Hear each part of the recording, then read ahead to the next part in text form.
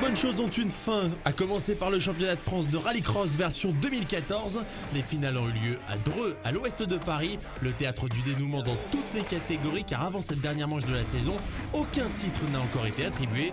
Et malgré les météos très capricieuses sur l'Eure-et-Loire, le public était présent et les participants aussi. D'ailleurs, voici un petit aperçu de ce qu'ont vécu les pilotes à Dreux. Caméra embarquée sur un tour avec le champion 2013, Jérôme Grosset-Jalin.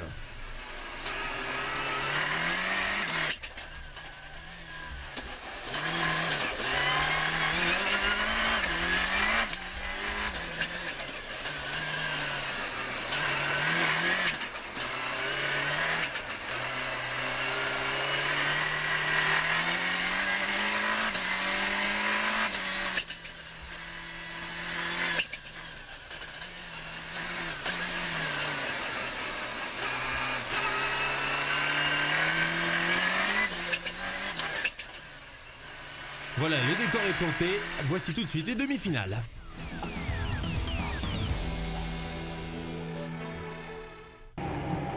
Et on commence par la division 4. Ils sont 4 en lutte pour le titre final, mais aucun n'est dans cette première demi où Sébastien Leferrand part en pôle. Et il réalise le meilleur départ juste devant Marc Poudreau, alors que derrière ça s'accroche, vous le voyez. Premier virage, Anthony Paillardon, Xavier Goubil ne peuvent s'éviter. Abandon pour le pilote de la 306. Et dans le peloton, vous avez vu, Bertrand Girardot s'est fait chahuter sur sa Honda S2000. Dépassé par Nicolas Bézard, vous allez le voir.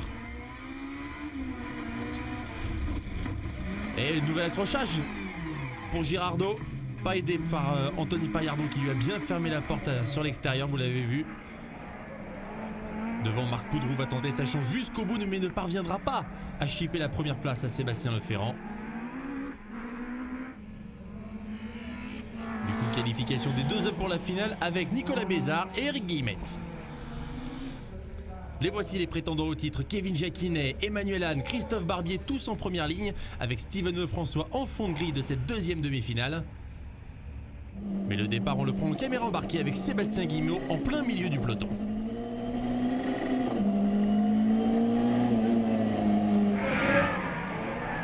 Pas de carton, mais ça passe de justesse par choc contre par choc, enfin, pas pour tout le monde. Nicolas Botorel tourne au ralenti. Et puis vous allez le voir, Laurent Delmotte va se frotter à Sébastien Guillemot d'un peu trop près.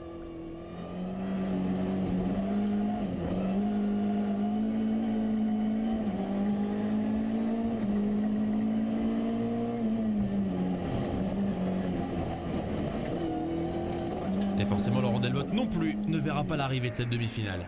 Devant, Christophe Barbier a fait le trou en express, mais Emmanuel Anne va revenir sur ses talons dans les tout derniers mètres.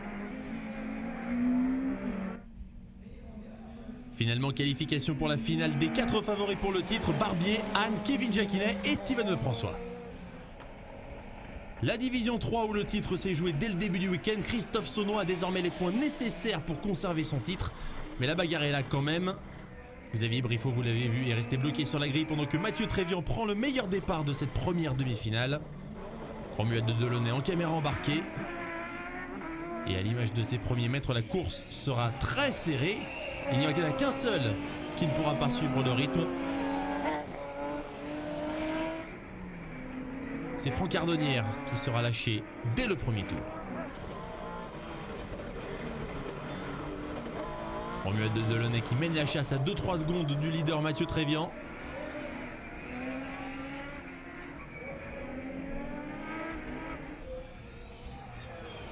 Mathieu Trévian qui sera facile jusqu'au bout.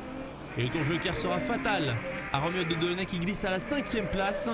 Il n'ira pas en finale contrairement à Moreton, Maurice et Couillet. Le champion Christophe Saunois le voici en pole position de cette deuxième demi-finale. Il prend également le meilleur départ, mais le grabuge sera derrière lui. Florent Béduno et sa Mini Cooper vont le subir. Jacques Brinet aussi sur sa 350Z. Caméra embarquée ici avec Béduno justement. Christophe Saunois lui est tranquillement en tête. Il ne ralentit pas la cadence. Il va connaître une course très tranquille, vous voyez. Du dégât aussi derrière pour Patrice Avril. Train avant très amoché. Florent Béduno lui est en pleine remontée. Mais il va partir à la faute à mi-course, juste après le passage par la ligne d'arrivée. tête à queue, il ne terminera que 5e de cette demi-finale, loin, bien loin d'un Christophe Saunois intouchable. Qualifié pour la finale avec Thomas Lefrançois, Henri Navaille et Patrice Avril, malgré les dégâts sur sa Toyota Auris.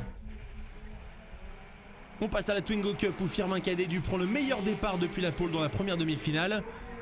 Pour Kevin Sorti, vous allez le voir, c'est un peu plus compliqué. Une dizaine de secondes perdues dès le premier virage, tous ses espoirs aussi. Cadédu, lui, il fait la course en tête. Une seule frayeur au moment de son tour de joker. Car il va ressortir de justesse devant Pascal Hutto. Mais Hutto prendra un petit peu plus tard son tour de joker et va donc laisser Firmin Cadédu filer vers une victoire tranquille.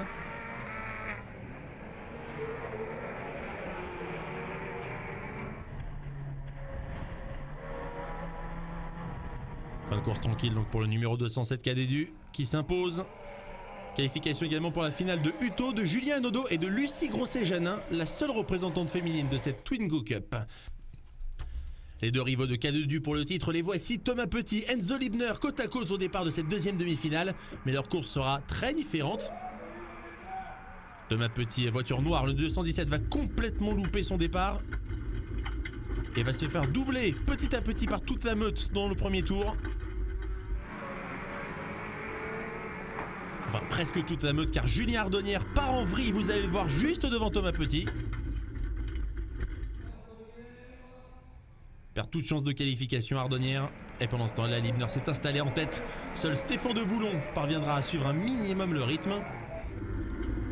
Devoulon qui a pris son tour de joker très tôt, dès le deuxième tour. À peu près le moment où Marceau Launay doit abandonner. Thomas Petit, lui, poursuit sa remontée. Il aligne les meilleurs chronos. Il sera même le seul à passer en dessous des 40 secondes sur un tour. Et dans le dernier tour, il va prendre la tête après le tour de joker d'Enzo Libner. Vous allez le voir. Mais le problème, c'est que Thomas Petit aura oublié de passer par le tour de joker avant de passer la ligne d'arrivée et sera donc forcément disqualifié. Terrible erreur qui lui coûte le titre de champion dans cette Twingo Cup.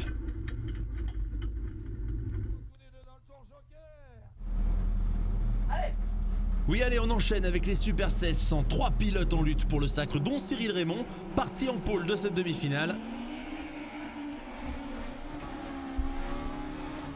En caméra embarquée avec lui car il sera en tête après le premier virage. Un petit peu de grabuge derrière, ça se cogne. Et on s'embourbe même, abandon dès le premier virage pour Yvonne Jagu et Jimmy Terpereau. Cyril Raymond, lui, est déjà loin devant pendant que les deux laissés sur le bord de la route vont s'expliquer.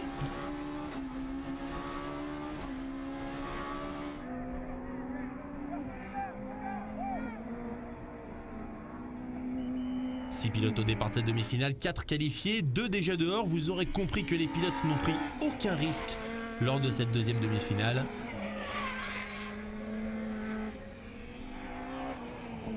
Qualification donc pour la finale de Cyril Raymond, de Philippe Malouagne, de Romain Sagnier et de Johan Renaud. Sans aucun problème, qualifiés pour cette finale.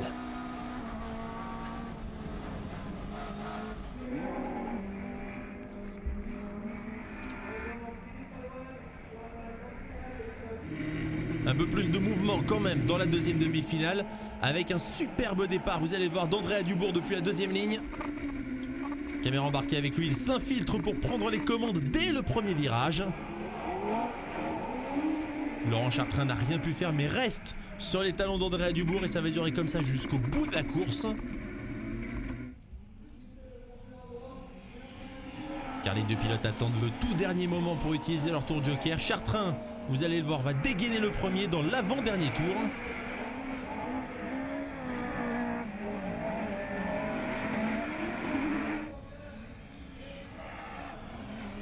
Du coup, Andrea Dubourg va attendre la dernière boucle pour utiliser son tour de joker.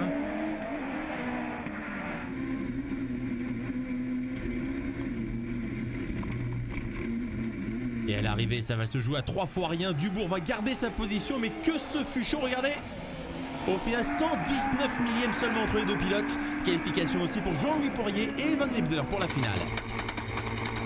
Et on finit par la catégorie reine, les supercars. Jean-Baptiste Dubourg au départ de cette première demi-finale. Lui qui est le dernier à pouvoir ravir le titre à Fabien Payet. Départ moyen, mais il va quand même sortir du grabuge en tête.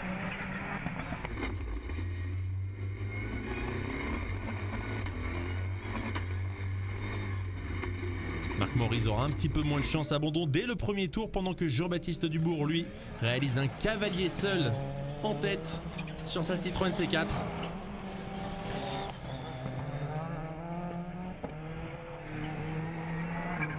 La bagarre a lieu derrière, vous le voyez, entre la boule et Nicolas Briand. Le tour de joker de Jean-Baptiste Dubourg ne changera rien. La bagarre, vous l'avez vu, elle est derrière lui. Et au final, Dubourg va s'imposer dans cette demi-finale avec 6 secondes d'avance sur Christophe Jouet, que le voici mener à la lutte pour la deuxième place. Marc Laboule et Fabien Chanoine seront les deux autres qualifiés pour la grande finale.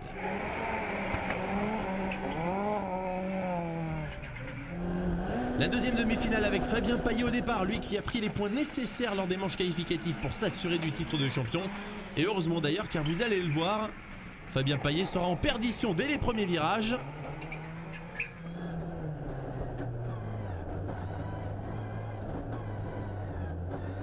Là c'est la caméra embarquée avec Jonathan Payet. Et Fabien Payet qui, vous le voyez, va être contraint à l'abandon dès la demi-finale.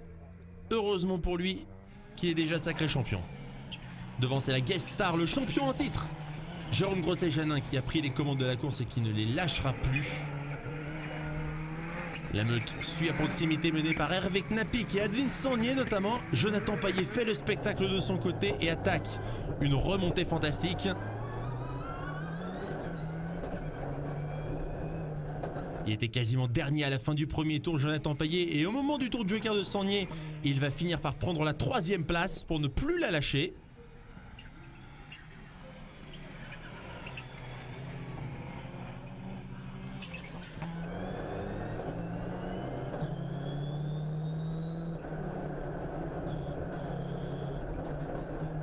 Victoire facile au final de Jérôme Grosset-Janin dans cette deuxième demi-finale. Devant Knapik, Jonathan Payet donc et Adeline Sangnier, tous qualifiés pour la grande finale.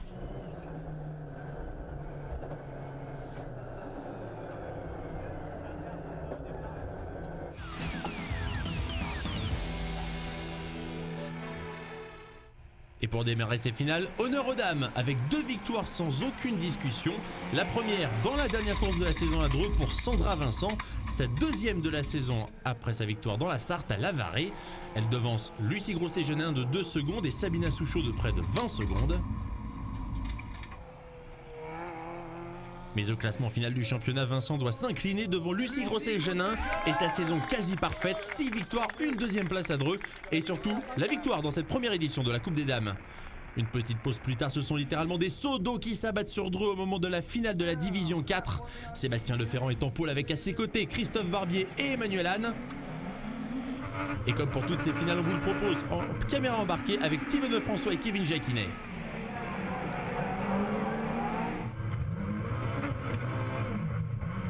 Départ mouvementé, vous l'avez vu, surtout pour Jacquinet et pour Emmanuel Anne, les 2 candidats au titre relégués dès le début de la course en queue de peloton.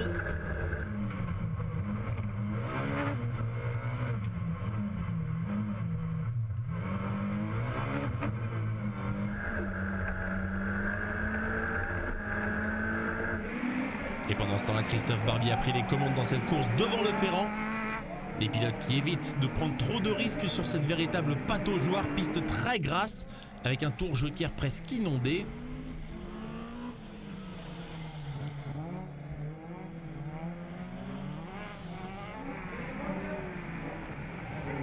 La bagarre quand même entre Marc Poudroux, Nicolas Bézard.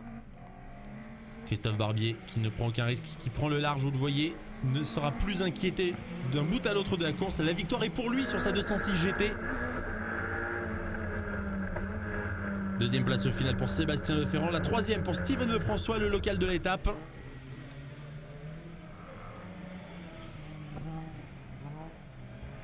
Malgré, vous l'avez vu, son ultra avant de sa 206 très abîmé.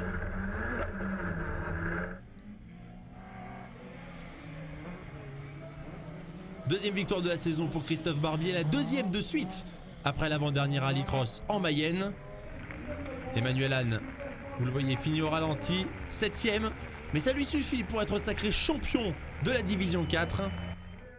Le temps de quitter les bottes pour monter sur le podium et soulever son trophée de champion de France. Emmanuel Anne, qui vous allez voir au classement devant Kevin Jacquinet, finalement de 5 petits points.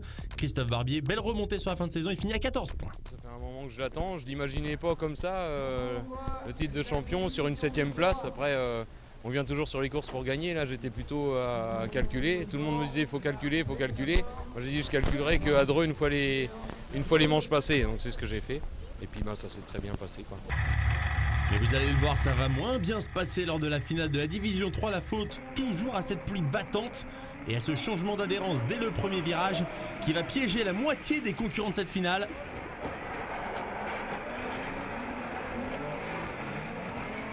Dont le nouveau champion Christophe Saunois, parti à la faute avec Mathieu Trévian, Thomas Lefrançois et Marc Maurice.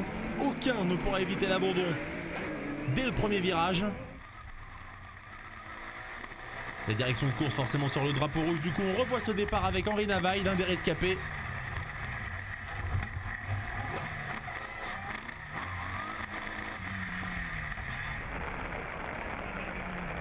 Le temps d'évacuer la piste.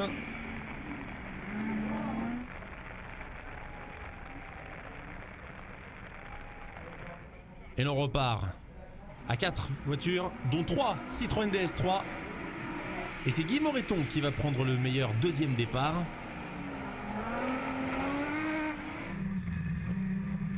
Caméra embarquée avec Guy Moreton qui prend son tour de joker très tôt dès le deuxième tour.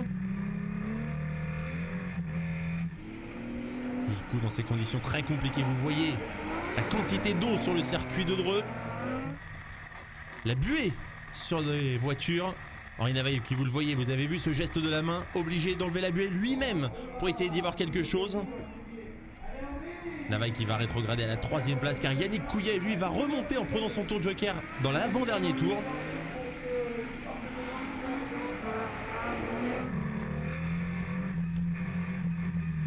Yannick Couillet qui est même tout près de garder les commandes au moment du tour de joker de Guy Moreton. Mais Moreton qui va quand même garder in extremis la victoire devant Yannick Couillet et Henri Navaille. Mais le champion, c'est bel et bien Christophe Saunois, désormais double vainqueur de la Division 3. Le classement du championnat, Saunois qui conserve donc son titre avec une belle avance sur Florent Béduno et Henri Navaille. Deuxième année au championnat de France, c'est extraordinaire. J'ai validé comme quoi mon premier titre, c'était pas un hasard. Et puis bon, je pense qu'en enchaînant 6 victoires d'affilée, en battant François Duval cette année, je pense qu'on fait partie des hommes forts de la catégorie. On passe au Twingo R1 maintenant, on le rappelle, sans Thomas Petit qui a commis l'erreur fatale d'oublier le tour de joker en demi-finale. Et dans cette finale, c'est donc Firmin Cadedu qui prend le meilleur départ devant Enzo Libner. Caméra embarquée avec Julien Odo dans les premiers virages.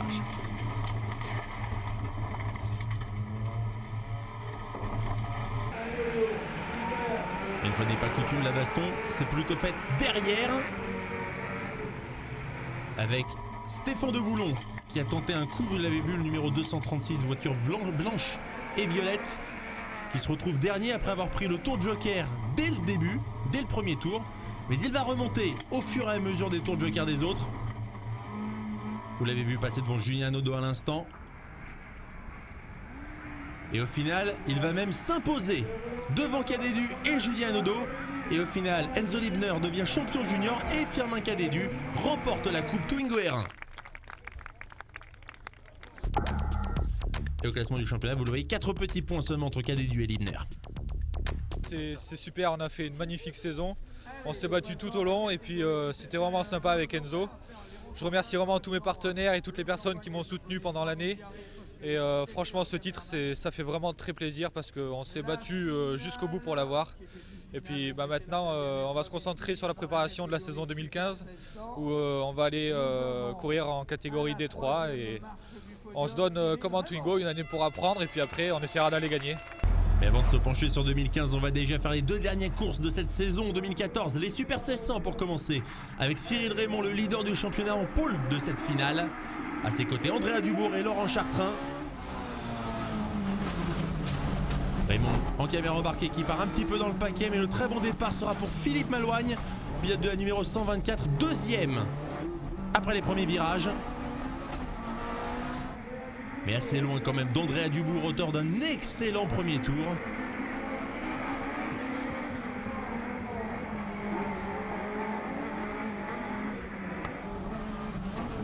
Le deuxième lui sera fatal. Vous le voyez dépassé ici par Cyril Raymond.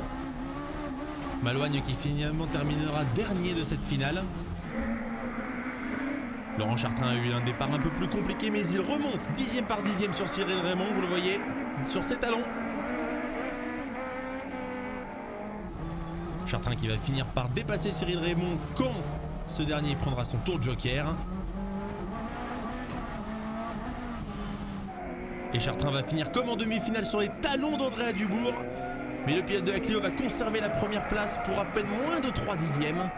Victoire donc d'Andrea Dubourg, mais au final, Cyril Raymond garde suffisamment d'avance pour remporter ce championnat Super 1600. Un classement final, vous le voyez, très serré. 7 points seulement entre le champion Cyril Raymond et le troisième Laurent Chartrain.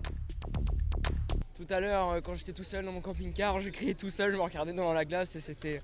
Là, j'ai réalisé, c'est vraiment une année formidable pour tout le team Olimeca, mon fan club. Je suis vraiment ravi de cette finale déjà et de ce championnat, c'est magnifique. Et là voilà, la dernière course de la saison sous la pluie battante, toujours à Dreux.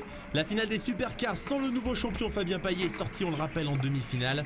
Du coup, c'est Jérôme Grosset-Janin, la guest star de ce week-end à Dreux, qui prend la pole et le meilleur départ, talonné par la C4 de Jean-Baptiste Dubourg. Caméra embarquée justement avec Jérôme Grosset-Janin dans sa Renault Clio 3.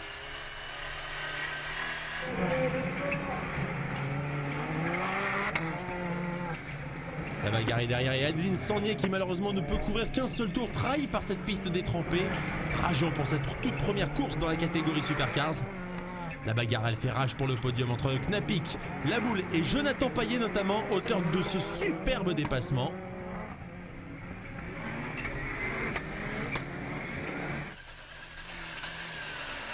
Pendant que Jérôme Grosset-Janin lui est toujours seul en tête, tranquillement.